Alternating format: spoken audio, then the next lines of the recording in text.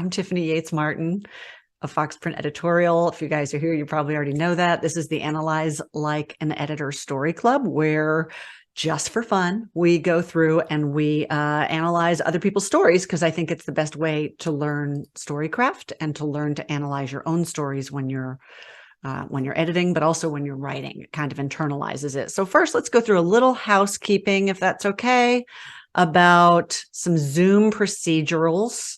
I did post in the chat box, if you guys see that at the bottom. I posted some information on what we're analyzing today. It's the Switched at Birth episode of the podcast This American Life, which is episode number 360 in the chats. And also for those of you watching on YouTube, down below in the notes, I will post the transcript for you to follow along, although I did recommend that everybody listen to the podcast. I've also posted in the chats, and we'll put in the YouTube a sort of an editing guide that we use to kind of direct the way we think about the stories that we're analyzing. So we're going to have some polls. We're going to look at this sort of step by step, and we'll talk about that. But first, I've got you guys all muted because it tends to get a little chaotic if especially in something like this, if we can hear everybody, but I really would love your participation. So when we talk about this stuff, this is a discussion. I want to hear y'all's impressions of the story as much as I want to share what I'm seeing in it or what I was hearing in it. But let's use the chat function for that, and make sure that your chat is on everyone. If you do not want to see the chat, you can pop up the window, or you don't have to have it up. If you don't want to deal with the chats and you also don't want to see the previews, there's a little sort of down caret next to chat, and you can choose to hide the previews and that won't bother you. You can turn your video on or off, totally up to you. The first one of these, we tried to do live discussion and we had so many people, it just got to be a little overwhelming. You can change the view. On the upper right-hand corner of your screen, you'll see a little icon. And if you hover over that, it will ask you if you'd like to see speaker view or gallery view. Gallery view shows you everyone. Speaker view shows you just me. You can also hide your self view, which is one of my favorite things to do. And then we talked about the chats. Okay, so let's talk about our approach. First of all, I'm going to share this screen with you, but first I'm going to project it. Oh, it's a day, y'all.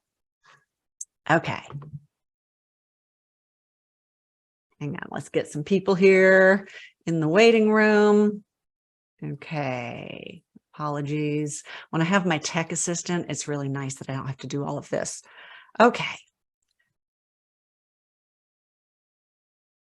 Now we're going to share screen. We're going to share this screen, even though it's not the one I want to share with you. Okay. Sorry about the whole thing as far as seeing all of my notes and not just the part that I want you to see, but it's one of those days. So the reason I do these is because I do think it's incredibly valuable to analyze other people's stories, because you have the built-in objectivity you don't have on your own stories. And if you can learn to see what's on the page and how effectively it's working in a story you didn't write, you will internalize that and be able to, it's a much better way of intrinsically understanding storycraft. I always say that Stephen King says writers write and writers read, but we don't just read for pleasure. We need to learn to read analytically, because that's how you figure out how an author is doing what they're doing, why a story is effective for you or not. And it's equally valuable to analyze things that are not. So the first thing I want to say is there's no right or wrong answers in here. This is subjective like any other art. Second thing is I do a little bit of a three-step process with this, and that's the way that I approach manuscripts I am editing. The first thing I do, I call it feeling the story. And I do a cold read, like it's a novel. In this case, just a listen. I've now listened to this podcast 3 times and I've read through the transcript once. The reason is the first time you don't want to start analyzing. You just need to take the story in and see what there is. This is also how I advocate editing your own work. So the first time we're just going to sort of start big picture. We're going to look at how we felt about the story, how we reacted and where we reacted, and follow those reactions backward to figure out what about the story elicited them in us. It's almost like we're following clues and we're the truffle pig. So we're observing our own reactions, and that's how we dig backward to see what the storytelling elements that the author used were that gave us those impressions. So that's when we're going to really dig in and get analytical. For our purpose, that's how you'll edit. For our purposes, we're going to start with those big picture elements, and that would be probably the big things like character, stakes, and plot. I call those the holy trinity of story, because without those, you don't really have an effective story. And then we're going to circle in more closely so when you're analyzing this way, you're going to look at how you were affected, and you're going to then trace back what affected you that way. And then you're going to start looking at how the author actually did that and what on the page created the thing that made you react. And then we're just going to go like line by line and beat by beat and deconstruct this little sucker and see exactly how the author put all that on the page. So let me get out of here and stop sharing. And then we're going to go by the transcript. But before we do that, I want to share a poll with you, because that's how I can figure out some of your thoughts, and that'll spark some of our thoughts. So the first thing I want to know, I think, is this. Did you listen or read this podcast the first time? It's okay if you did both. You can comment on both, but we talked about the fact, and if you did read the transcript, the very first thing it says is that it's designed to be listened to. And so the medium of this story, in no small part, affects its effectiveness. So we've got about, hang on, everybody's pretty much responded here. So I'm going to end the poll and show you guys the results. So we've got most of you guys listened only, 69%, 19% read only. I'll be curious to hear how that affects your impressions. And 12% of you listened and read. So to me, this is a really effective way of doing it, because that's the equivalent of what an editor does, what a good editor does on your manuscript. They first take it in, or what you will do when you're analyzing. Watch something once, just like a consumer. Read something once, then go back through and start analyzing. Okay. So that's good to know. Let's do one more poll and start with, I mentioned that we're going to do our big picture. All right, now come on, get rid. Okay.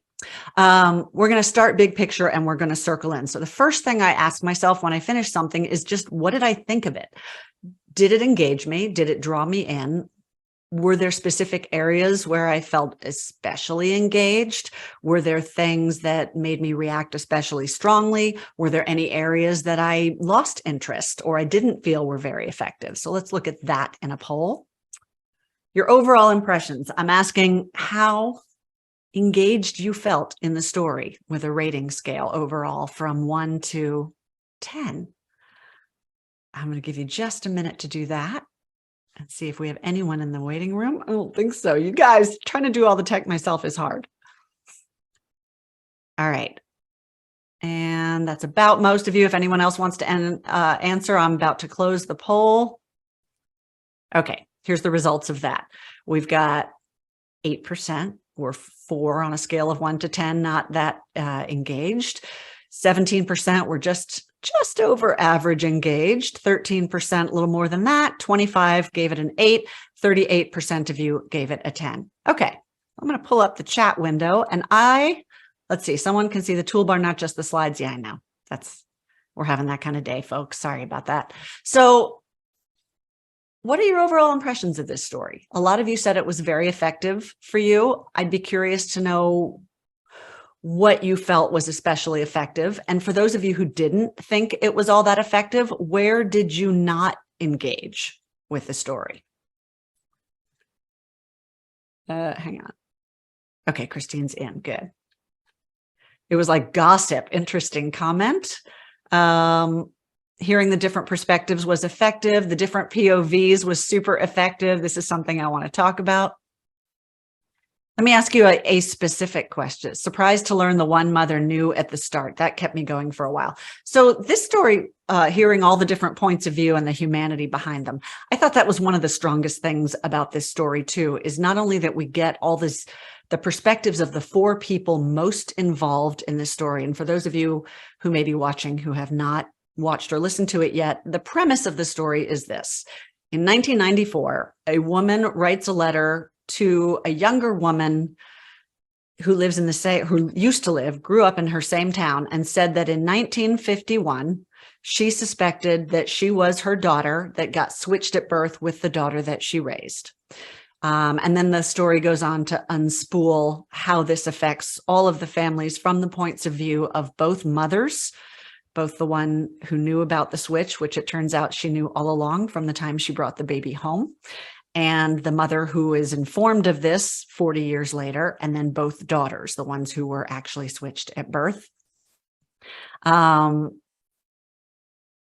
I'm going to get back to some of these comments. So one of the things I thought was interesting about this story is that we start, I'm going to go ahead and share my screen so we can follow along with the transcript, because I think it's helpful. I've highlighted a couple of things here. Okay. Are y'all seeing my toolbar too and the chat window, or are you just seeing the document? Feel free to let me know. Toolbar? Damn it. Okay. Oh, toolbar's fine. Sorry, that's not what I meant. Can you see the chat, and can you see the page, the little images of all of you guys? All right. You're listening. So let's move that then. Let's move it. No, that's not going to work. Let's move this. Okay. And then let's do this. Really apologize, you guys. Okay, so I'm going back to the screen. So we're all seeing the transcript, yeah? Great, thank you.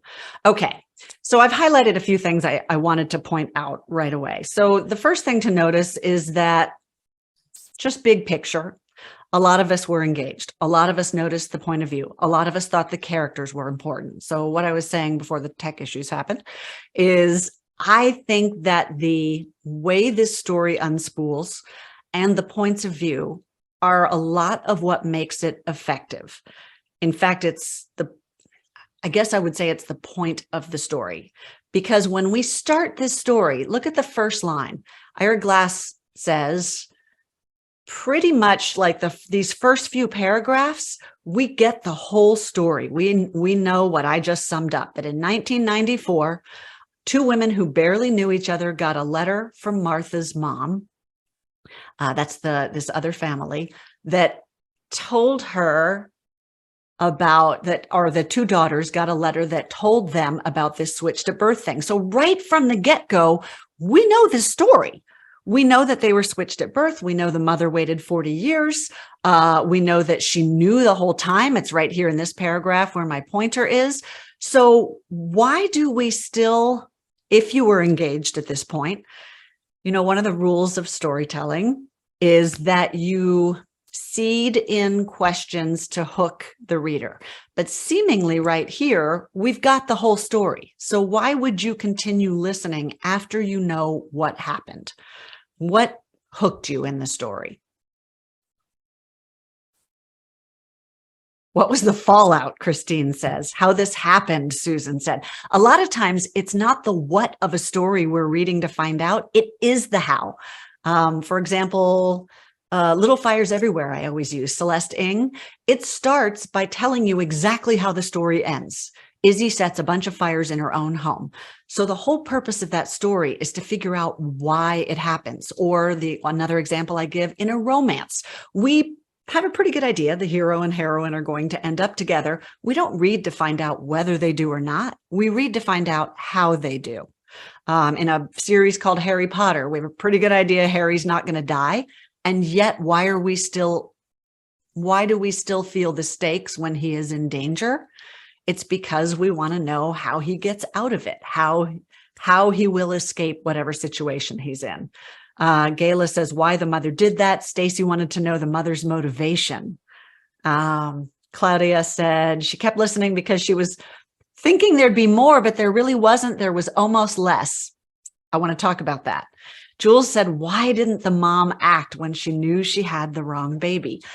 For this one, especially because it's a podcast, I want to scroll through and just look at how the storytellers unspooled this story, because to me, the structure of the thing is the most important part. Let me ask you this. Did your opinion of the story, your engagement of the story, or your opinion of the characters, your sympathies change as the story unspooled? Christine says yes. Susan says yes. A lot of yeses. One thing this story does so incredibly effectively, Nicole says yes, Gayla says yes, Liz says yes, is it peels the onion. And I talk about this a lot in my work with authors, that you don't want to give readers everything up front. We want surprises. We want twists and turns. We want to not fully know where we're going next. And we want to be surprised by the author, by the characters. So while we ostensibly know the facts of the story at the very beginning, a lot of what you guys pointed out that we don't know, that's what the story is going to show us all the way through. So let's start with right here.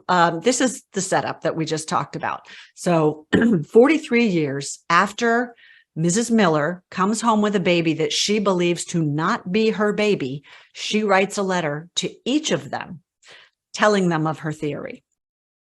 And Ira Glass points out, it's not after decades of wondering and pondering and painstaking detective work. She knew it the day she got home from the hospital. So our first question is, why wouldn't she correct it? And the letter goes on to explain that almost immediately. These are Sue and Martha are the two children. It gets a little confusing. Stacy says, yes, she tried to drop hints to the other family. Yeah, that's another way they peel the onion. We'll talk about that. So Sue and Martha are reading this letter that they received from Mrs. Miller, who raised Martha, who is not her biological daughter. Gets a little confusing. She talks about how she understood it was not her child. She sneezed 5 times in a row, and she weighed 2.5 pounds less than her birth weight. She was sure then that there had been a mix-up. She talked to her husband, but he did not want to disgrace our good Dr. Deslack. To me, that was the first kind of head explosion, that a couple would know that they had the wrong baby, but out of concern for making a doctor feel bad about what happened, they didn't correct that. So to me, that was sort of a head explosion. And that is a good hook. Stacy is saying here in the chat, she felt beholden to the doctor. Yes, but we don't find that out until the end. And to me, that's part of the peeling of the onion. If you try to think back to when you first listened to this and you heard that, what impact did that have on you to hear that this was the reason? So why didn't the mother correct it? Well, she goes on to say that a week after the baby's birth, she had a very serious medical condition. And when she got back to the hospital several days later, I dropped the mixed up baby pursuit. This is another place where I think readers react. So, okay, yes, she had some health issues, and yet she still didn't decide to correct the fact that she was pretty confident she had the wrong child, especially as this child gets older and older, and they make clear that she doesn't look like them. She doesn't act like them. So all of this is just reaffirming the mother's suspicions. So finally, 40 years later, she takes her husband, who all this time she has not wanted to approach about it. We don't know why they never revisited it. So that's another unanswered question. And then she takes them to a family reunion for this other family, the McDonald's. And that's when her husband sees the other child and says, that looks just like Mary Lydia, that's another of their children, would make a good twin to her. And now, 40 years after the fact, this woman feels that she finally has permission to tell these two girls who they are. So now we've got this crazy setup. It's already high stakes. And that's another thing to talk about. How the stakes of this story are established from the very beginning, but continue to go up throughout. Did you guys feel that the stakes were high at the beginning? And did you feel that they got higher as the story went on? Nicole says yes. Susan, yes. Gayla, yes. I'm assuming yes to both. We're getting a lot of yeses on that. Yeah, so I did too. And to me, that's part of what makes this so effective, is we already start with kind of a plank in the face of a setup. But then the storyteller manages to make it even more complicated. I think I have a dissenting reason here. Jean says the reason was money. The reason that she didn't say anything. This is something we don't find out until the end. But since we're not worrying about any spoilers here, for those of you who may not have read it already, near the end of the story, we find out that the reason that they didn't want to disgrace the doctor was they had, I think, 7 children, and the doctor had done a lot for them in the way of providing medical care for their family that otherwise they would not have been able to afford. So, Jean, I agree with you. The reason was money, and that did feel horrible. But to me, that set up this really interesting ethical question.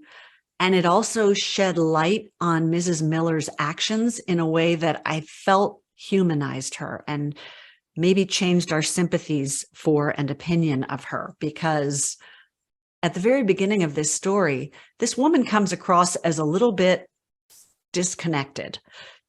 For starters, she doesn't out the fact that she thinks she has the wrong child, because she goes along with her husband not to bother the doctor about it.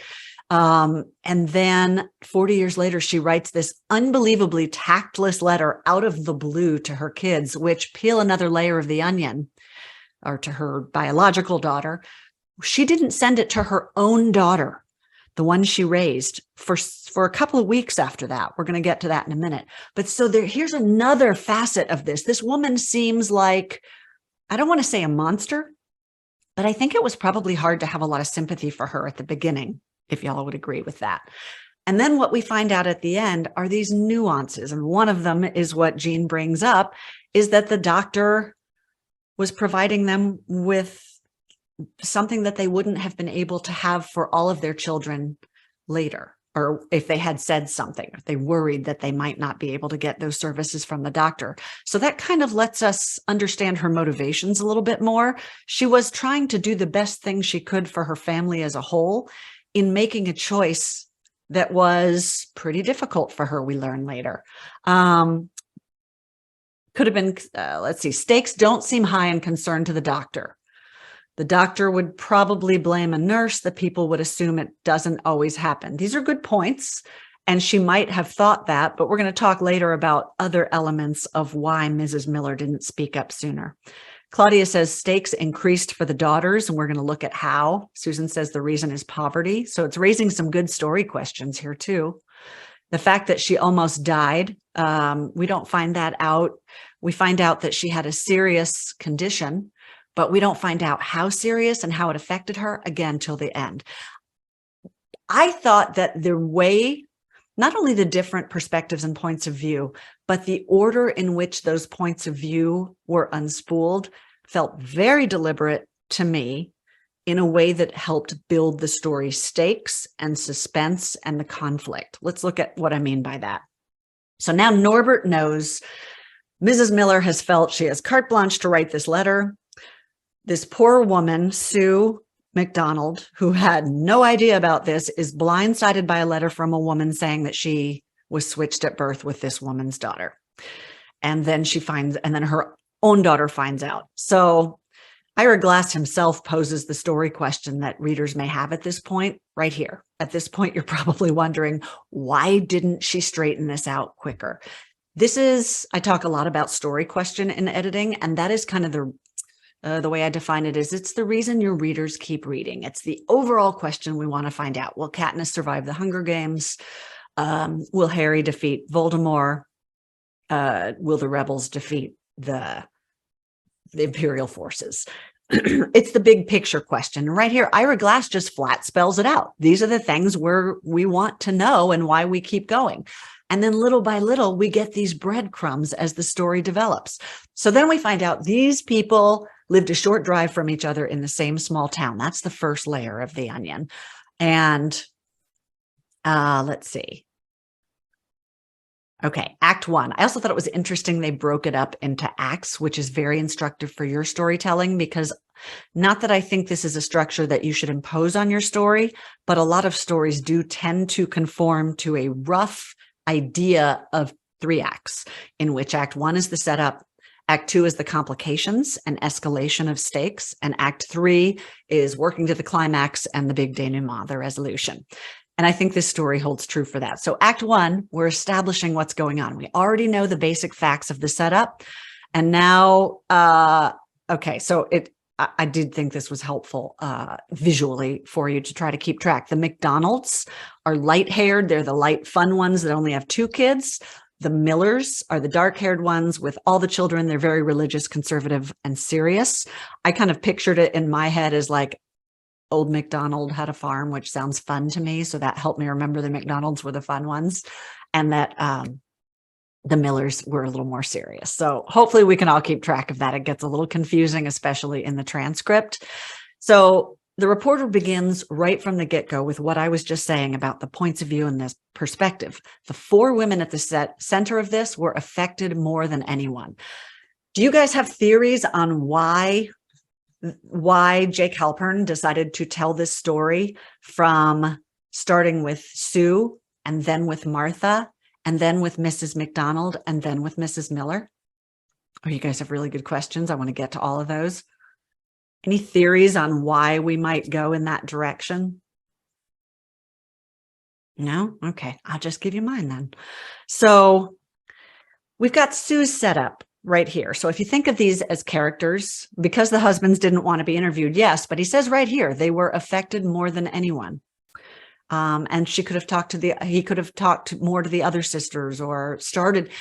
I guess what I'm asking is not why those 4, but why the 4 in the order in which they are presented. I felt that, like Jules says, as the reader or listener, we were like Sue. Krista says the letter went with Sue, start with her. That makes sense. That's kind of the inciting event, right? And I do think there's validity to that. I also think, though, it's because we start out, Sue was blindsided. So I guess to your point, Susan or Krista, yeah, the letter went to Sue. She was the first one blindsided by this, or so we think at first. Susan says, because it ends tragically and ironically. Yes, but there's more to that we'll talk to, that I think makes it effective. So Sue is tall and dark and skinny in a family that was none of those things. In a lighthearted household, I'm reading right here, she was nervous, studious, serious, but that didn't seem so strange. But then we start peeling back the onion. In junior high, someone asked her if she was adopted because she doesn't look anything like her parents. And she actually asks her mother, and her mother says, well, of course you're not adopted, as she would, because as far as the mother knows, that's her baby. And then she forgets about it. So years later, she is truly blindsided, and she is the one who winds up having to tell her own parents who raised her about this. But before she does that, she wants to verify it. So she goes and gets a blood test. And this is where I think it gets really interesting. She worried her mother might reject her. Sue knew her mother had never been a big fan of the Millers ever since they met. And now suddenly it turned out Sue was one of them. So that is really powerful character conflict. She has a new piece of information, inciting event. She needs to do something about it because she wants to know about it. And yet, so she does, and she finds out it is indeed true. And yet her big internal conflict is she thinks her own mother, by mother, or the woman who raised her, she is afraid she will be rejected by that. So that's a powerful inner conflict, and it raises the stakes. That's the first jump in stakes we get. And then we start learning about how over the years, well, first of all, she says that she notices she's really similar to the Millers. Like, he's an evangelical preacher, and she is a little bit what her mother calls fanatical about her own religious beliefs. But she's worried that her mom is going to get Marty, who's so fun-loving and looks like her. And then she's going to say, well, I don't need that daughter anymore. She's part of that odd family. Shortly, we learn that over the years, the Millers, mostly Mrs. Miller, have been inappropriate and a little weird with the McDonalds. From the time the kids were young, she would send them notes talking about Sue and Marty as sisters, saying that they were all connected, talking about, I forget, we'll get to that in a minute. Mrs. McDonald, Krista says, called the Millers weirdos. Yeah, that's true. Stacy says, this is a tangent, but it makes you think of the whole nature nurture thing. I think that's really interesting. We'll talk about theme later on, but that was something I thought was very thought-provoking as well.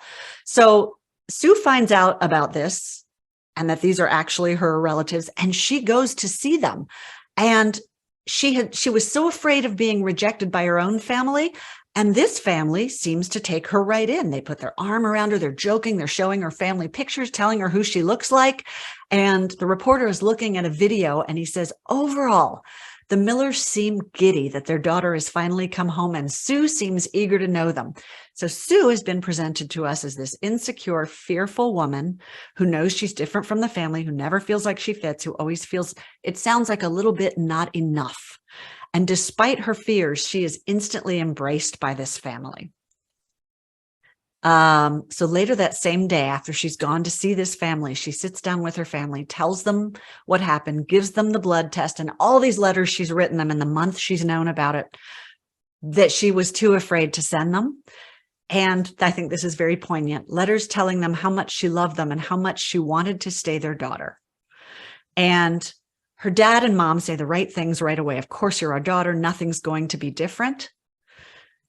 And then she says, but it took a while for us to, and she stops. This is something to think about with your own characters, the unsaid. She stops here. It took a while for us to what? We're going to find out what in a minute. So we've got some black, it's not black and white. It's gray area here. Like, yeah, mom and dad said the right thing, but how are you going to think? So she said, Mrs. Miller has been longing to see the child she's given birth to. So she's excited about, that's the family she just went to go see, her bio family. And my mother's like, what happened to my life? It exploded. So she doesn't lose her family, her mother. And two, it was her brother she might lose. So we resolve one conflict. And as soon as we do, we open another can of worms. That's how you keep suspense strong in your story. That's how you keep tension high and how you keep readers hooked. Now we move over to the brother, who has a short point of view. He meets the sister and it is a twist. Gina, when I talk about suspense, I'm going to talk about the twist, the upended expectations, all the devices this storyteller is using to keep us hooked, to continue to raise stakes throughout. He calls what he now knows as his biological sister, who is Marty Miller from the other family, the fun-loving one. And they hit it off like gangbusters. They are right here. Sue says, my brother and Marty are thick as thieves. And whenever Marty comes to my hometown, she stays with my brother.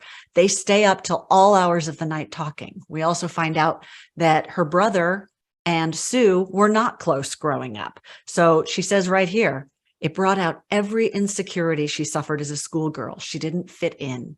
She didn't have the social ease that came so naturally to Bob and Marty. So she resolves this one issue about her parents. Now she has a new issue with her brother. She says, nobody would dance with me at the dances. And then later on, just a couple of paragraphs later, I remember at the wedding, remember that wound. Okay. So with your characters, we always talk about how to create those sensitivities that whatever's happening in the story now hit on. Here's how this storyteller is setting it up for this story in this one element. Nobody would dance with me at the dances. She's insecure and doesn't have social ease. And then they're at a family event. My brother danced with everybody. He danced with Marty and they're having so much fun. He didn't dance with me. And here I am. It's like I'm a teenager again and nobody dances with me. This is a visceral way of letting us feel what the characters felt. This is a story we're being told that happened more than, almost 30 years ago? And yet, this is how you make something immediate and visceral. You show what vulnerabilities something is hitting on and why it's affecting the character the way it is. And then you let us see how it's affecting that character. In this medium, this is one reason this is a little bit different from the kind of storytelling you guys will do. There is more that's told. There's a narrator here, and the narrator has to tell us some things that we can't necessarily see for ourselves. But one reason I suggest, and that the podcast suggests listening to it, is you do hear it. In a lot of this section, you hear how emotional Sue and Marty both get as they are describing all of these events. And this is 30 years after the fact, when most of this has been more or less resolved. Krista says Marty was a cheerleader and Sue didn't make the squad. Like you almost couldn't have written this more perfectly. So then her brother calls and says everything right. He says, I'm sorry, I forgot to dance with you. And she says, it just brought up feelings and you feel crummy again. And I wonder what's going to happen with when my parents are gone. Okay, so now we have been in Sue's point of view. We know how all of this was affecting her. We shift over to Marty, fun-loving cheerleader. Everybody loves her.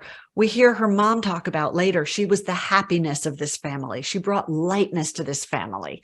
Marty is, she's the only one who joked around. She's perky and she socializes. She's a cheerleader. Her family didn't really support that. And so then we get the first from her point of view, the first peeling of the onion. So we saw that Sue in junior high, somebody asked her if she was adopted. She asked her mother said no, she put it to bed. Marty found out, well, first of all, before we get to that, let's go to this. So she's talking, first we meet this incredibly popular person. We're going to talk about contrasts here. She's perky, she's blonde, everyone loves her. And her mother has told me since then, I really didn't expect that much from you because I knew you weren't our child. This was a gut punch to me to hear that. And this is one of the things that raised the stakes and actually strengthened the point of view. When you're listening to the podcast and we're going along and it's unfolding and with every new revelation, you're like, holy cow, this to me was one that kind of stopped me.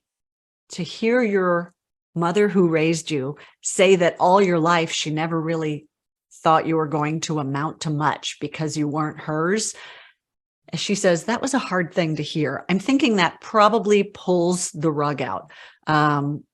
Nicole says she raised this non-daughter differently from her other children. Did she really love her? Jean says it's cruel. This is another thing. This mom is so tactless. The storyteller is giving us a lot of reasons not to sympathize with the mom.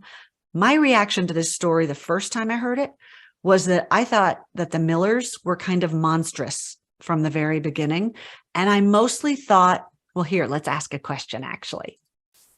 Let me see if I actually have this question on here. No, I don't. So I'll ask you live.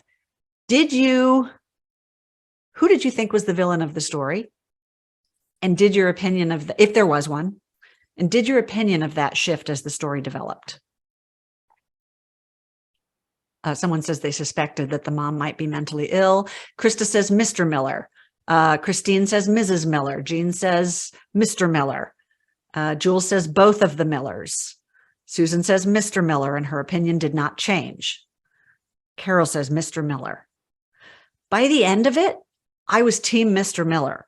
I thought that was sort of monstrous, but at the same time, I could also, Nicole just preempted what I was about to say. Mrs. Miller, my opinion did not change, but I felt more compassion at the end. I thought both the Millers were monstrous. By the end, my heart was kind of bleeding for Mrs. Miller, even though I don't agree with what she did. But think about this in terms of your own work. Not all of your characters are going to be likable. They're not all going to be sympathetic. They may not even be particularly relatable. But we have to have a reason to invest in them, to care about them. And what interested me at first about Mrs. Miller was she was kind of fascinating because she was so out of touch, so tone deaf and tactless and seemingly oblivious to how this might affect anyone but her. The way that she announced this to both girls in a way that it was almost like, hey, just wanted you to know, okay, bye, was, somebody said that it felt like a little bit of mental illness. It definitely felt like she had a tin ear, I think is what Mrs. McDonald says at one point, like almost sociopathic, not in the sense that she's like a murderer, but in the sense that she was not aware of consequences on other people. But I didn't think that was true by the end. And once we shed light on her marriage and her family situation, which we're going to get to, I did have a lot more sympathy for what she did, even though I still didn't agree with or necessarily understand it. So keep that in mind with your own characters, how you can engage the reader in these difficult characters and make us want to know why they do what they do and care about what happens in the story, despite the fact that we may not like them particularly, even at the end. And then Mr. Miller, as much as I did feel like he almost got worse as the story went on, and we'll talk about why, I also felt a little this much sympathy for him. And to me, this is another interesting storytelling technique. You can create black and white characters, and we even sometimes with writing, teachers of writing and writing about writing will encourage you to think about that sort of implicitly in blacks and whites by talking about the hero and the villain.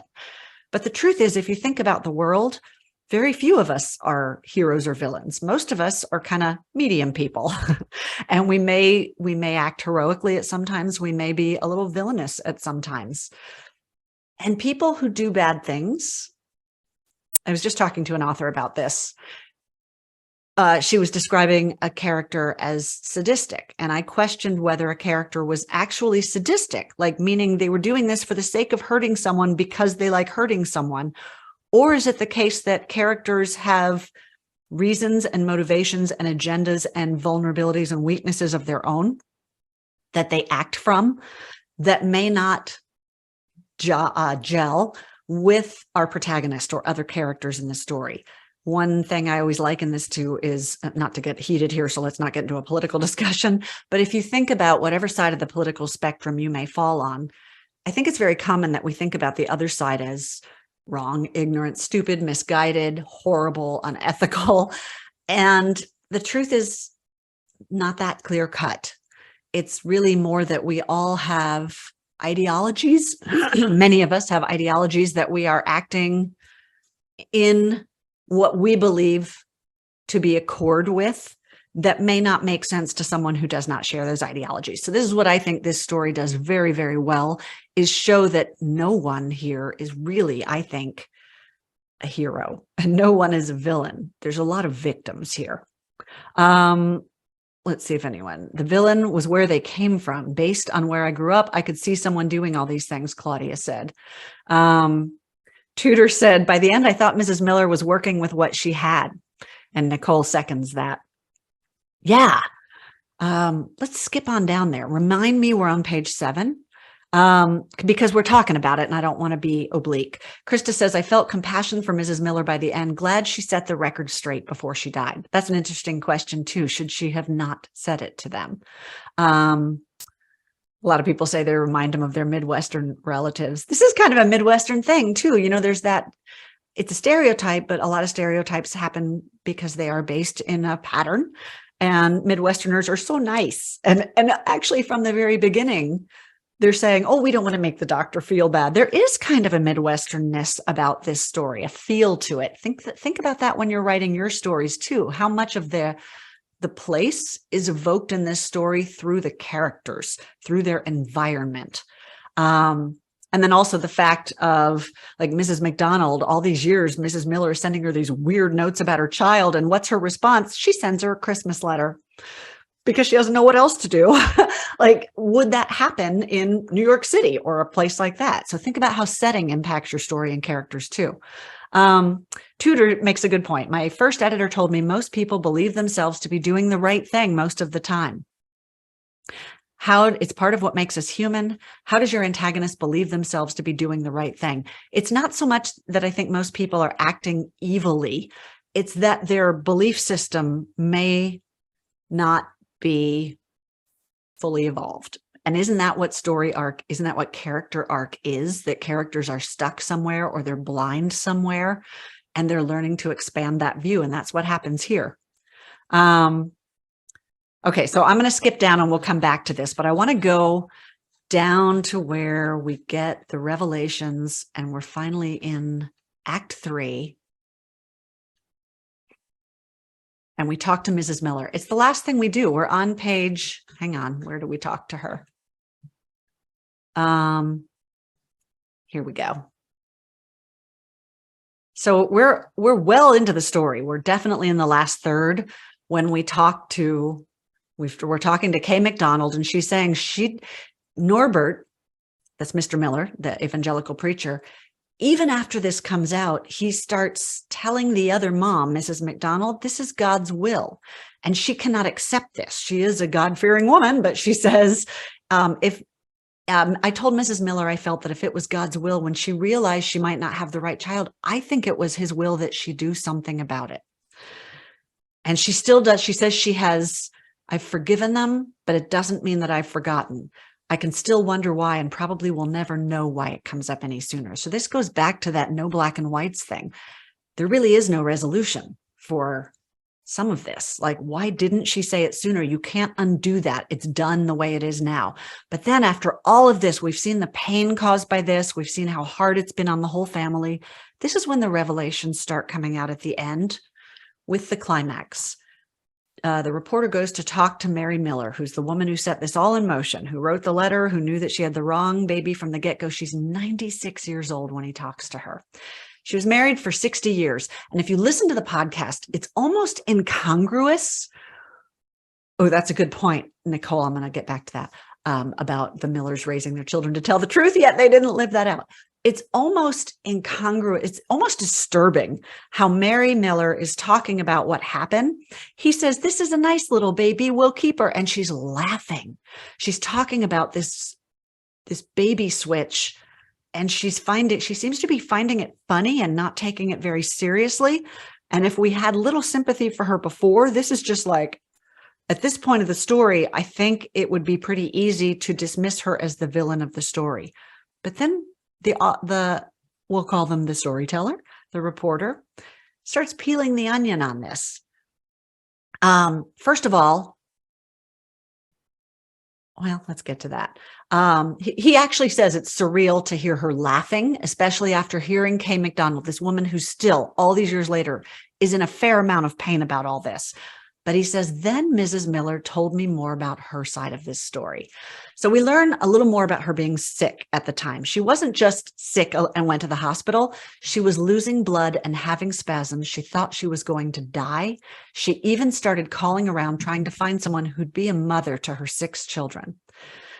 It lasted 6 or 7 months. By the time she was well, it was harder to solve this problem, he says, because even if she could somehow convince everyone it was true, what would happen if you suddenly took a 6-month-old away from the only mother she knew? To me, this was a pretty valid point, one I had not considered before. And one we actually didn't know at first, right? We didn't know it had been 6 months before she was well enough to deal with this problem. And at that point, would it have caused more trauma for these children to take them out of the homes they knew and switch them? So that's a shade of gray that we may not have considered. And as to the family's relationship with the doctor, she had made many visits to, Reverend Miller had made many visits to the doctor's wife when she was sick, and now he refused to charge the Millers for anything. The Millers didn't have much money, and they might not have been able to afford health care otherwise. That's not a small thing when you have 7 children, and also you have just had a life-threatening illness, and you guys are at the bone financially. So we also see that this woman is not just like, oh, well, I think I'll keep this very nice baby, as she almost presented it. We're starting to see this was a decision she did not necessarily make lightly or easily. And then we learn about her dynamic with Norbert. She didn't want to cross her husband. All she could do was hope that maybe if she dropped enough hints, Kay would eventually realize on her own what had happened. I thought this was kind of striking and poignant, because now I'm starting to have a picture of this woman as someone who didn't just blithely hold on to a secret for 40 years and drop awkward hints and then tactlessly reveal it. I am starting to see her now as a woman who's been in unimaginable pain for 40 years and conflict, who has been desperate to be able to claim her birth daughter and have this truth come out and felt she couldn't. Why couldn't she? Now we peel another layer of the onion. She talks about, he even says right here, she longed for Sue ever since she realized the mistake, but it seemed futile trying to convince her husband, Norbert. Now, keep in mind, we are looking at them from the lens of 2023. And most of us, women especially, are like, you just tell him or you just do it. But this was 1951. Mrs. Miller had no way of supporting herself at the time. Women didn't really work then. She really didn't. They were already in dire straits. Her husband said, no, don't shake it up. She would have crossed him. She would have lost health care. She had 7 children, no way to support them. Divorce was fairly uncommon back then. And she says, I didn't think it was right to do that. And every time I talk to him, so we see now, she didn't just go, oh, look, wrong baby. Don't say anything. Okay. This tormented the woman. She says, I can't tell you how hard it was. It was hard on me all along. Now I'm starting to see a different view of this woman. I may have seen her as disconnected, sociopathic, mentally ill, thoughtless, insensitive, whatever you want to call about her. But now I'm starting to wonder, were those defense mechanisms part of that? Did she remove herself from some of the painful emotion of this because for 40 years it had been eating her alive? We don't know for sure, but I'm starting to wonder, and you can think about that with your characters, revealing new facts and different facets of things, different perspectives. You guys, several of you mentioned point of view and perspective can completely change how readers react to a character and their motivations and how invested we feel in them. So the reporter flat out asks her, were you afraid of Norbert? And she gives, again, what I think is a very poignant answer. I knew there were things that I couldn't do and keep his friendship if I turned against him, which is what we were just talking about, that back in 1951, it says right here, she was in fear of losing really everything: her husband, her family, her finances, her health care. And she wanted her child back, but she weighed that against those things, and it came down on that. Again, this is not a black and white issue. And she even says, I couldn't do anything about it. So now I'm feeling this internal tension, this conflict this woman felt all her life, really. Christine says she agrees it was a defense mechanism. There's a lot of people morally outraged here about the fact that this is an evangelical family. They did not tell the truth. They said it was God's will. Krista says, what about the fact that they stole Mrs. McDonald's, you said firstborn child, I believe it's her secondborn. How do you square that with your God? So let's talk about that. So one of the things, this story has a lot of impact to me, and it has a lot of stakes, and it has a lot of gray area, as we're seeing. And one of those is this, the themes of this. And one of them is that this is both these families are fairly religious. And the one that perpetrated what seems to be a great injustice is the most religious one. The father is an evangelical preacher. Did that affect you? Okay, Krista says Bob is younger. Thank you. Did that affect your opinion of, did that affect your reactions to this story? Was that a part of what made this story effective or not to you, or elicited the reaction that you had? Claudia says, you're turning around my opinion of this. I'm seeing how this relates to my own project that includes moral ambiguity. Christine says this did not change her. This did not affect how she felt about the story, the religious element. There are a number of interesting themes in the story and interesting through lines to it. This is one of them I find interesting. Krista says it just reinforced what she already felt about religion and misogyny. There is an element of patriarchy in this, or at least women's situation in 1951, the helplessness that she felt. Okay, let's go back to where we were on page 7, because I do want to talk about another way that the storyteller upended our expectations here.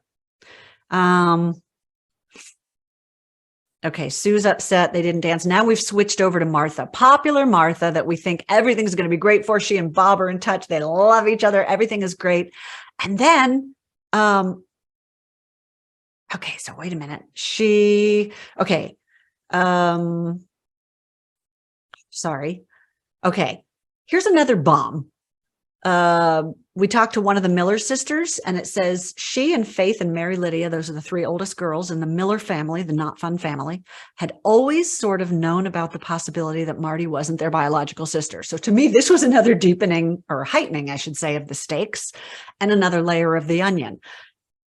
Notice how with every revelation, we're getting a fuller picture of this whole story. So we started with kids are switched at birth, mom's a little insensitive.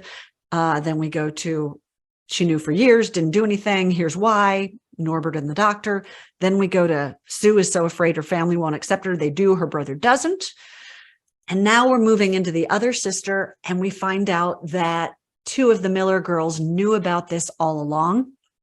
And when one of them was 16 years old, I don't know how many years before this it is, somebody suggested a timeline, and that is good, that they drove over to go look at this girl because they'd heard these rumors. And sure enough, she said, wow, that could be my sister. And the other sister says, yeah, I think it might be.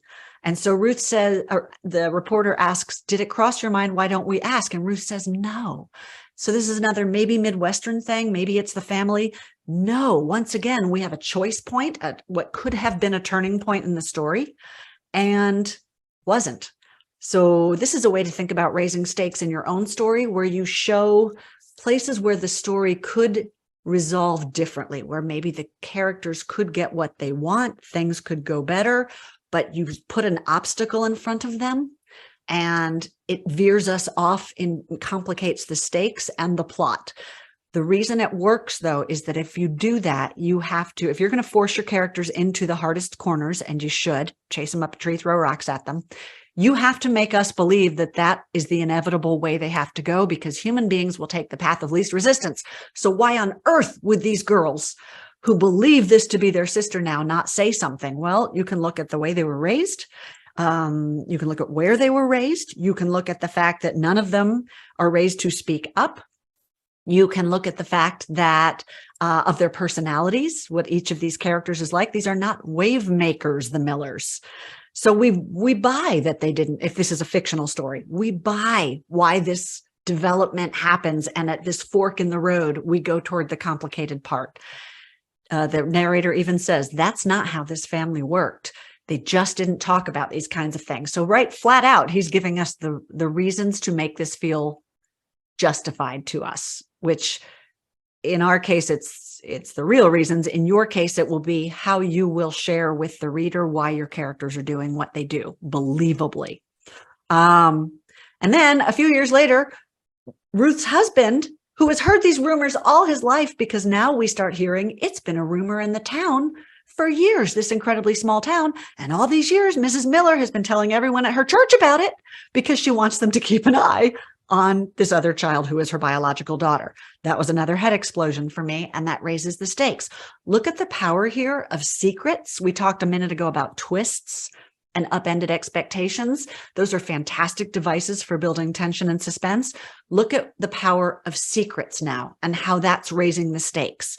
So there's, again, all these chances for this truth to come out, all these people who know, and that makes it even more shocking, even a little bit more horrific, because once these two girls find out about it, they realize how many people already knew.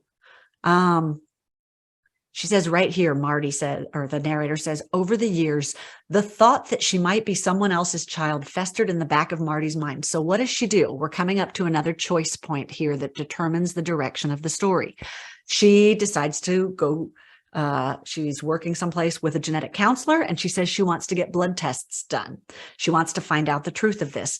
And the counselor raises some questions that she hadn't thought about. What if you have these parents that aren't your parents, and the other family doesn't want anything to do with you? How are you going to feel? And so she starts thinking how that might change her life, how that might change her family's life.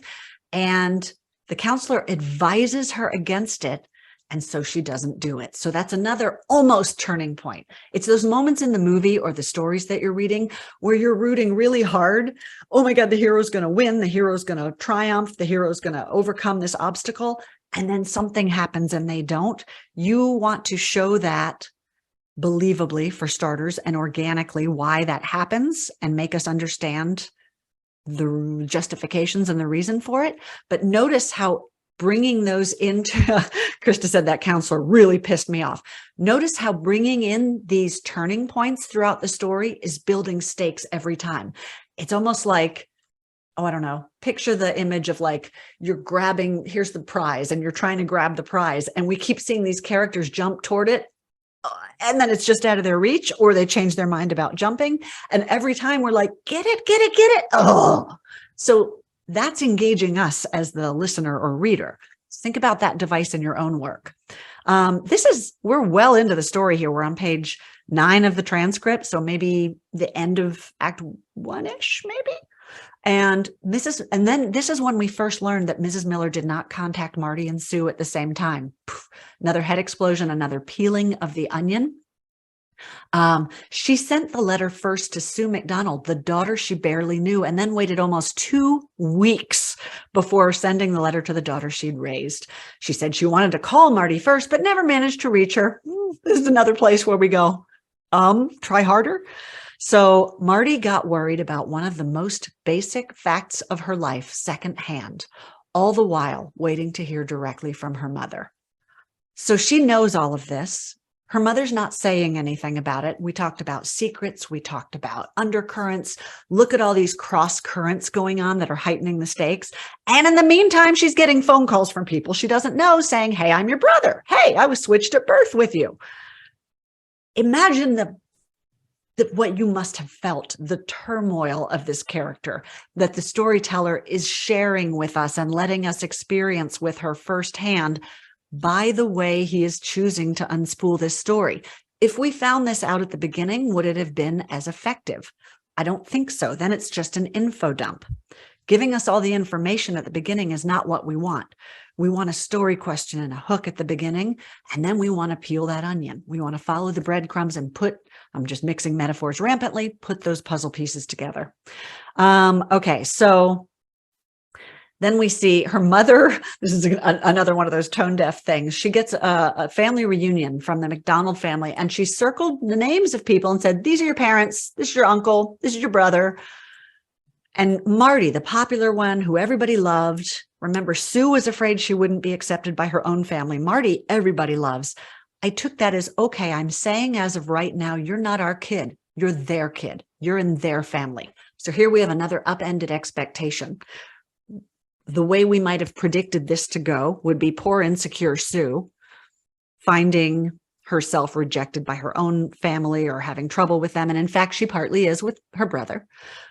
But Marty never expected to feel that way. But what she's hearing from her mother, what she's interpreting from all of this is, you're not ours.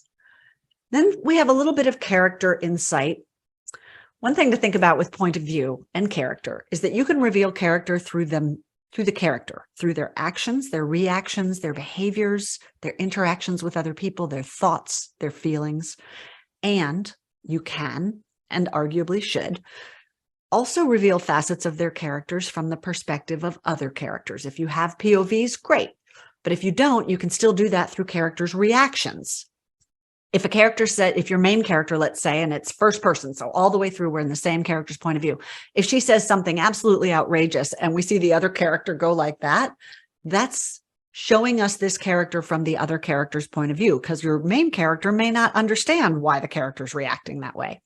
So now we get a little point of view on Mrs. Miller, who we think may be the villain, from the daughter she raised. She sees the world in black and white. She focused on the facts of the situation, maybe hoping she could fix things by simply setting the record straight. She wasn't malicious. She wasn't trying to be hurtful. After all those years, she was just tired of secrets. And now she wanted everyone's role to be clear. Marty says it was still hard. So I think there's two interesting things here. Marty manages to be compassionate. Oh, I want to address that, Jean. Marty manages to be compassionate about her mother, even as she is experiencing some pretty intense fallout from her mother's actions. This is that gray area we're talking about. And I want you to look at the difference between show and tell. Right here, we're being told what Mrs. Miller is like, and it's nothing different from what we see at the end. But to me, it didn't resonate to me until I saw it firsthand by hearing Mrs. Miller talk about the situation, by understanding the pain she had been in, by learning more depth to why she did what she did. So you can tell us all you want about your characters, but it may or may not have any impact on the reader until we see it. But I do think it's interesting here that Marty, who is arguably one of the two most affected people by this, still manages to keep that gray area outlook on her mom and feel some compassion for her. Susan said, does this telling prepare us for the shock of hearing Mrs. Miller later? I'm not sure if this is what you mean, but what your question makes me think about is what I call tipping your hand. And that's when the author tells us something, telegraphs something that is either going to be a reveal later or that you want to have impact later on. And it can strip the impact if you tell us something and then you show it to us, the show doesn't have as much impact. So I think you're asking, does that undermine it or does it prepare us for that shock? That's a subjective thing, like all of this is. To me, it didn't. It told me a lot about Marty, for starters. And so she's reflecting on who her mother is, but at the same time, and keep this in mind with your own characters, her ability to have compassion for her mom, even as she is experiencing this incredibly painful thing her mother did, she's not just telling me who her mom is here, she's showing me who she is here. So it lent more depth to her character and more insight for me to her character.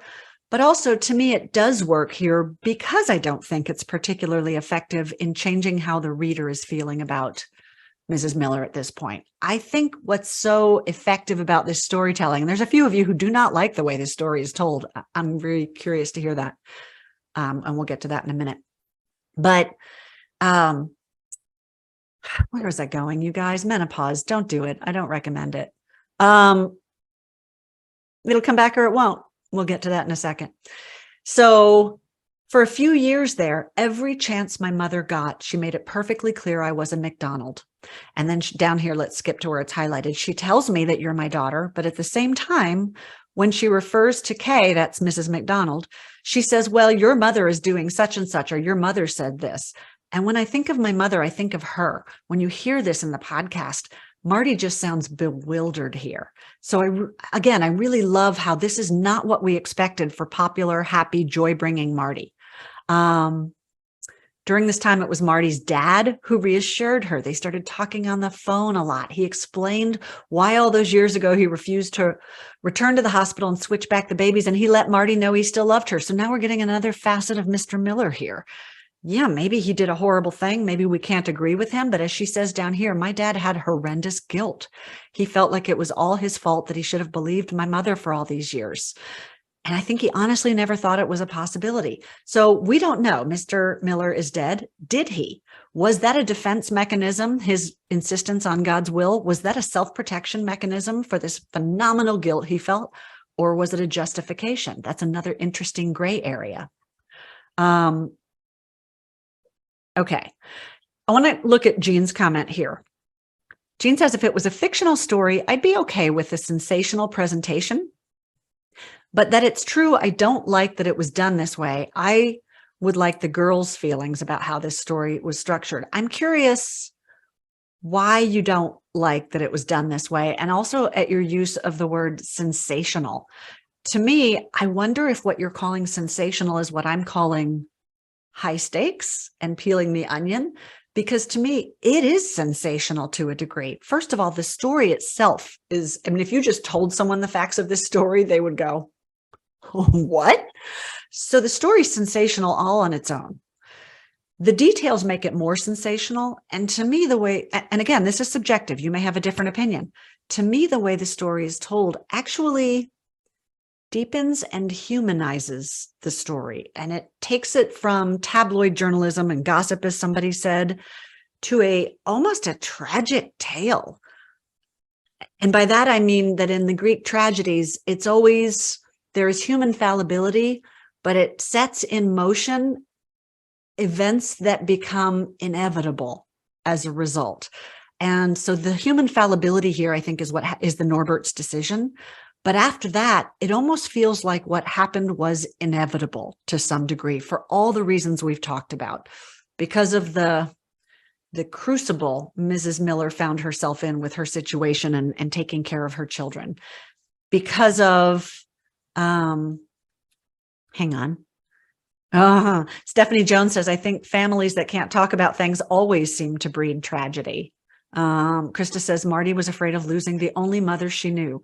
Nicole says the response of the girls shows how they understood it was sensational. I agree with that. If by sensational you mean like shocking and high impact, there's a connotation of sensational that is like fanned up. And I don't know if that's what the couple of you who are using that term mean by it. To me, this doesn't feel purple to me. It doesn't feel melodramatic. It doesn't feel fanned up. I don't know that you could sensationalize this because it's such an incredibly unusual and shocking and tragic story. The response of Mrs. Miller shows she didn't understand it was sensational. That dichotomy stands out. Totally agree with that. But I would also suggest, as we saw later in the story, I think she did. I think she did at one point, but she's the only player in this story who had 40 years to deal with this. And I think her reactions are maybe somewhat explained by that fact that she was not blindsided and that she had the agency here. She is the one who could have made this right and whose actions resulted in this inevitable tragedy. And I think that adds to the impact. Krista says the sisters told their story in their own words, which I think is powerful because as we were looking at, the tell of this story is not as big a gut punch as the feel of it, the experiencing of it with them. And I think we have to some degree, live it with them. We have to see Sue's fears. We have to see Marty didn't really have those fears and then or she did to a degree, but then she found herself marginalized in a way she didn't know.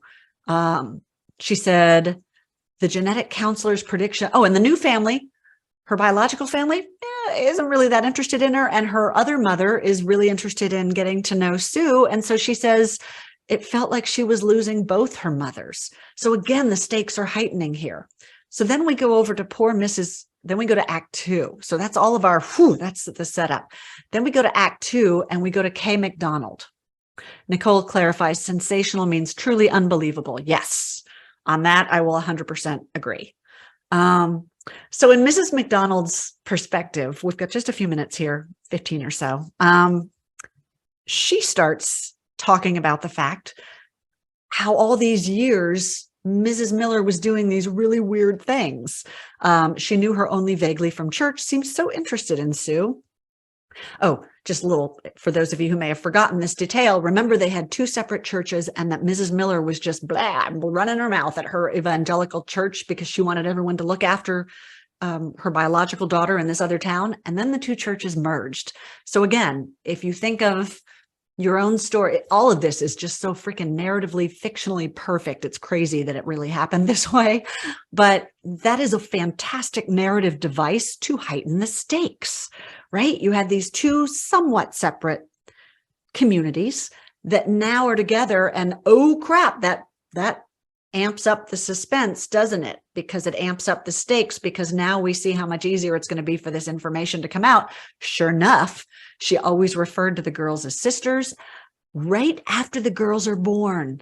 40 years before she reveals this, she had written us a Christmas letter and said she'd always liked to keep in touch with Susan because the girls were so much like sisters.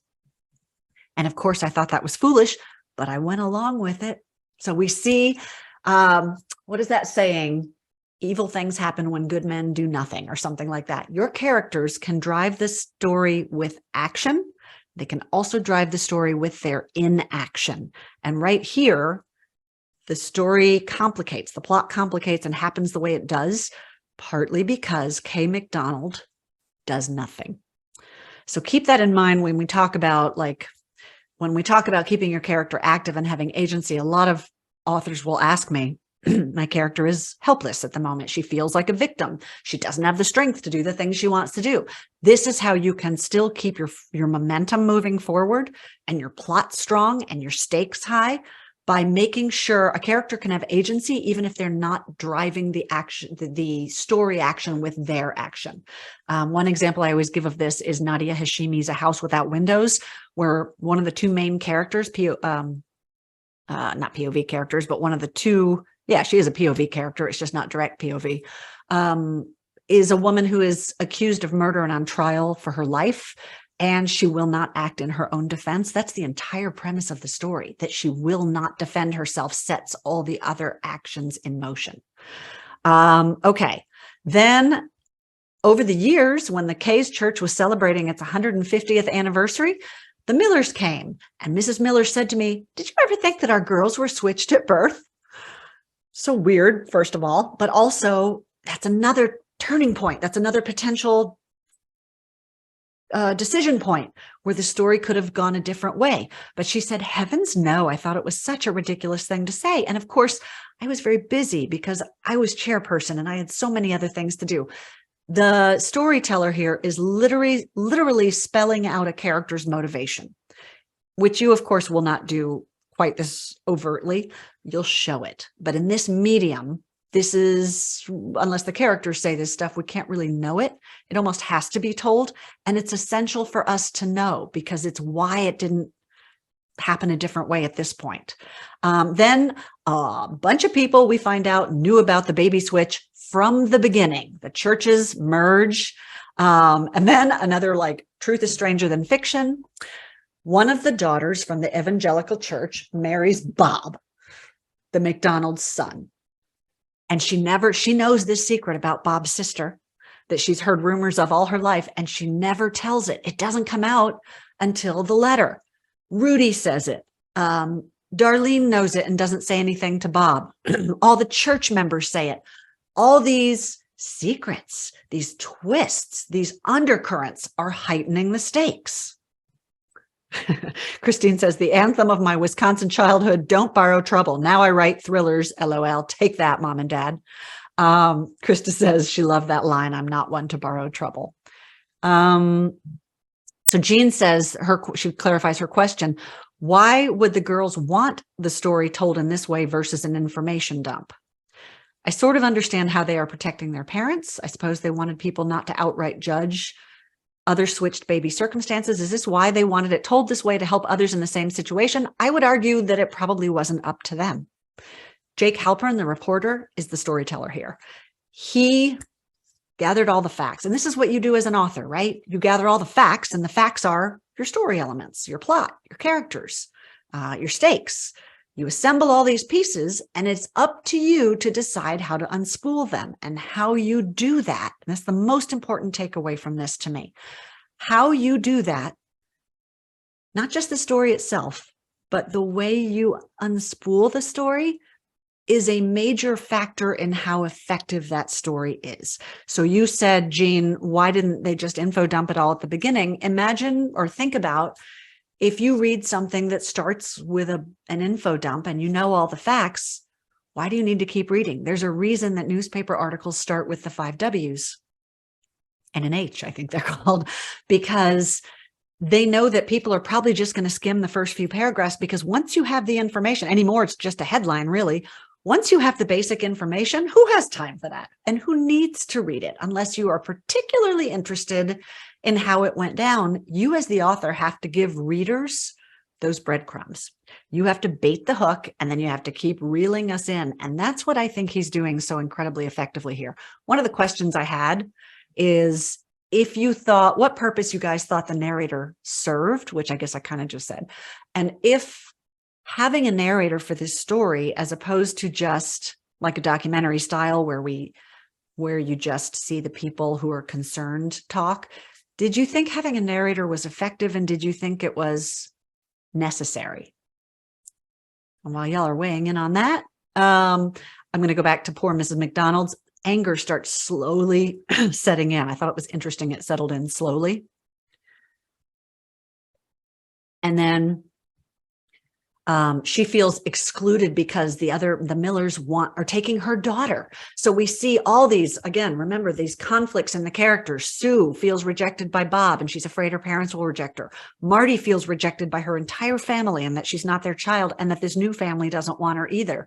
And now Kay is feeling like the Millers are trying to take her own daughter away from her. She says the phone calls were fewer. Marty didn't really call a whole lot. I thought I was losing both of them. Okay, so now we're going to answer this narrator.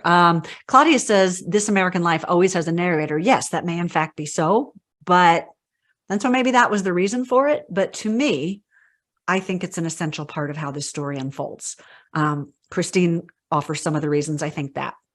He directly called out motivations, conflict, reveals, and that those involved may not have seen, still couldn't face so directly today. He told so they could show us. So think about that when you are the narrator of your story. And by that, I don't necessarily mean a narrator voice, but you are God, right? You're the puppet master. You're pulling all the strings.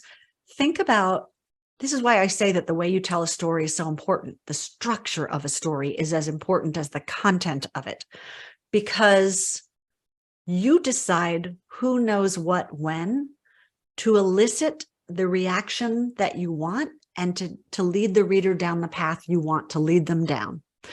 In my opinion, this storyteller, I don't know if he wanted to, but what he succeeded in doing was engaging me even more deeply than this story already would have, because I felt like we kept taking hard turns where I didn't expect them. Every time I thought I understood what this story was about, something shifted.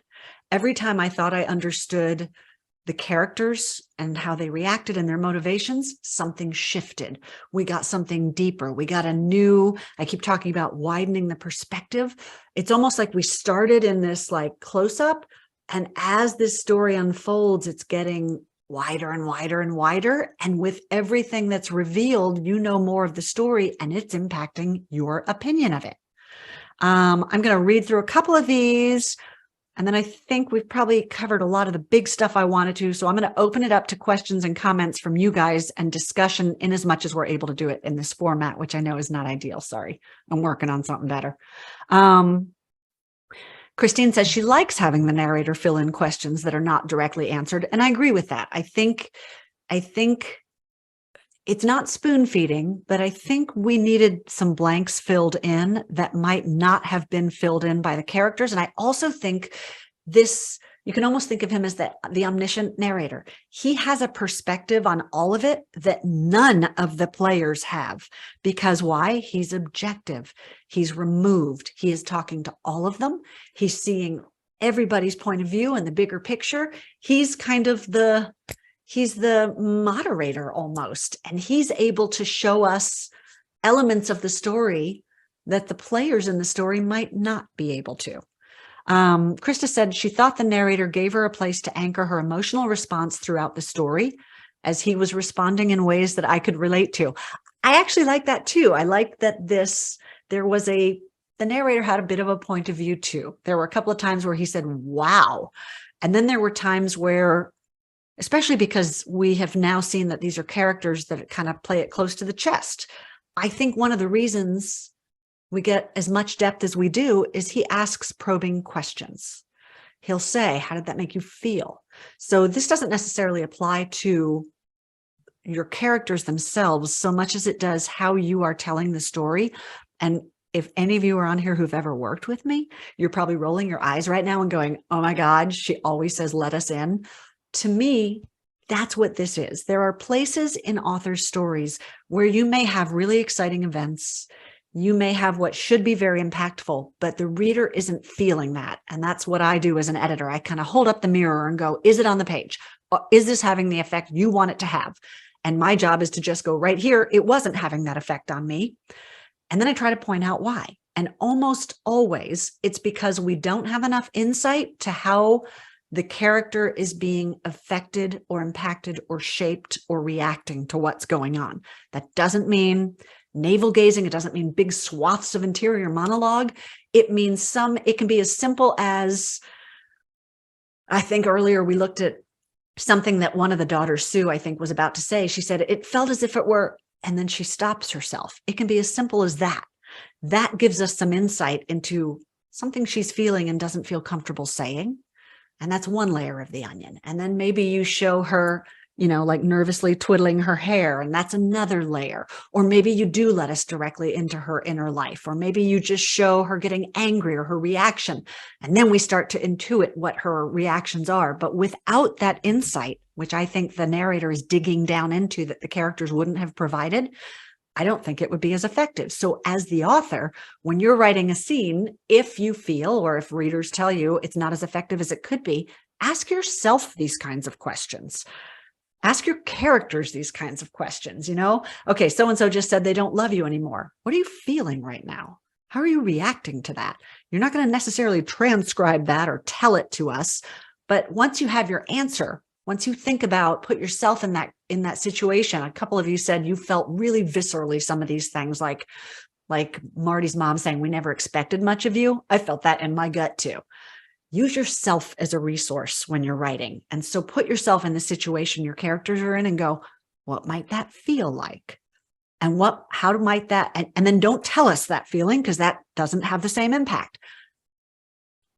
But show us what that feeling engenders in the character. One example I always give is when I'm nervous, you could tell someone a character is nervous, but that's tell. It's not very visceral. My weird little tell is my armpits start to prickle. It's very strange. I don't know why they do it, but it's my nervous thing. And so that could be, it's just something like that. These little details that give us context on your characters, and dig deeper into their motivations and thoughts, and then figure out how you can convey that to readers on the page, how you can make us feel what your characters feel, how you can put us directly behind their eyes and inside their head. Susan said she felt the narrator is necessary, framed the story, set the pacing, organized the interviews into a narrative with strong story arcs. I agree with that. A Zoom user who declines to name herself or himself says having a narrator made this deep, not just sensational. I agree with that, because we're going beyond the tabloid facts of it, and we're getting to the human side of it. Nicole says she felt dissatisfied at the end. She wondered, how am I supposed to feel about this? I knew how I felt. I just wasn't sure the narrator had a purpose or intent for how he wanted me to feel. And my answer to that would be, does it matter? Art is a covenant between the artist and the viewer, reader, whoever the receiver of the art is. And what I intend for someone to get from my art may or may not be what they get from it. And just, you don't have to look any further than that, than reviews on Amazon, to see how some readers are absolutely profoundly affected by something and some readers hate it. I did think this was a very ambiguous ending, and there are people who hate that. I thought it was incredibly effective because it made me think, because I did feel it was tied up in a way that felt satisfying to me. And we talk a lot about a satisfying ending. I actually get teary in this last line. It's almost the last line. That's the other thing. We end on Marty and Sue in a room together when they hardly ever are. So we've got that great tension. And then she says, Sue's daughter got married. All the Millers were invited and all the McDonalds were too. Marty considered whether she should go. She didn't grow up with Sue after all, which is an interesting thing to think about. As intrinsically connected as each mother is to both daughters, the daughters are not really connected at all. So that's another sort of push-pull conflict kind of thing. She is not actually related to her or her kids, but in the end, she made the trip because she's a Miller and so is Sue. And I'm getting teary right now. And she's a McDonald and so is Sue. Ooh, that really is emotional to me. Somebody mentioned nature versus nurture. And so to me, the question this left me with, and I guess the theme of it for me, is what is family? And I thought that was really powerful. And I thought that the story did a really powerful job of conveying that. Nicole said she's not sure about that kind of loose end in storytelling. Claudia agrees with it. Christine says she felt dissatisfied. The truth is, a lot of stories don't have a lot of, published and real stories. Life never has a nice, tidy ending, though we wish it did. And to me, some of the most effective stories out there are the ones that reflect life as it is. There really aren't black and whites. There really aren't nice, tidy, all the ends tied off. We do it more in fiction, I think, than we do in real life. But to me, this felt real. It felt thought-provoking. The question I ask myself of every story is, did it take me somewhere? Did it take me on a journey? Am I affected by it? I profoundly am, clearly. And it took me somewhere. That, I'm a little bit different than I was when I started this story. And to me, that's about as high a purpose as art can have. Is it what the narrator intended, or the participants in it, the people affected intended? I don't know. But as I said, does it matter? Is that what art is? Stephanie says, bittersweet, but true. Christine says, what is family? As my son asked me after my DNA surprise, super relevant because those are common these days. Does blood really matter? Krista says there's no clean wrap up to a story like this.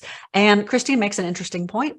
She felt dissatisfied, but she 100% believes that Jake Halpern, that's the narrator and reporter, wanted us to feel that way. It wasn't a down or up ending because their story never had or will have an ending. I totally agree with that. Jean says she can take a lot from this story on writing stories. She's still wondering about the motivation of why the girls agreed to do this. That's a whole other layer.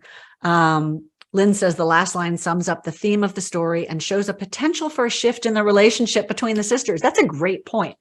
There's a saying in the business, you guys probably know, there's the happily ever after, which is the neat, tied up endings you guys are talking about. But then there's the hopeful ever after. And to me, this, Krista says she thought it was hopeful. There is a little kernel of hope there, isn't there? And for me, a story can be sad and ambiguous and even a little unsatisfying if there is a kernel of hope for it. I always liken it to, I don't know if you guys ever read a story called The Lady or the Tiger. And oh, I can't remember who wrote it. Was it O. Henry? But the premise of it is that a gladiator falls in love with, I don't know, the king's daughter. And of course, he's not, or a commoner, and he's not allowed to have her, of course. And so he is put in a gladiator pit with two doors, and behind one is a tiger, and behind the other is the woman that he loves. And whichever door he chooses, that's the thing that gets to happen to him. And the story freaking ends before the door's going up and the story ends. I don't know, that was 40 years ago I read that story, and it still pisses me off. And because it was completely unresolved, which was the point. And clearly it was effective because it has affected me in a huge way. But I had to invent an ending for that story because I needed that. But that's subjective. We've been talking all the way through here how art is subjective. Not everybody wants that happy or hopeful ending. Look at Oedipus. He's blind. He's married his sister or his mother, and he loses his kingdom, and it's horrible. But that's a tragedy. So it's personal. Okay, we're over time. So thanks to everybody who has been a part of this. There'll be a short survey if you have a minute to fill it out. That's really helpful for me in knowing how to fine tune these offerings and other offerings I want. And I hope you guys will join us again for these. Thank you.